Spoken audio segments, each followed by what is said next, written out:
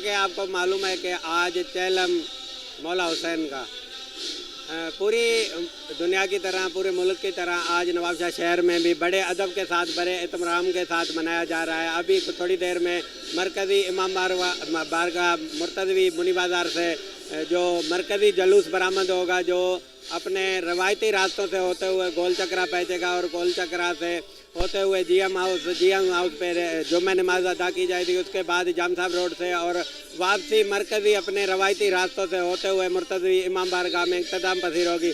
अगर शहर के हवाले से बात की जाए तो शहर के रोड रास्ते जुलूस के जो थे वो साफ़ सुथरे किए गए हैं। अगर सिक्योरिटी के हवाले से बात की जाए तो सिक्योरिटी के भी तमाम सख्त इंतज़ाम किए गए हैं। निगरानी सिटी DSP शहजाद सुमरो के निगरानी में बड़े सख्त इंतज़ाम किए गए हैं और बहुत ज़्यादा नफरी पुलिस की तैनात की गई है। जी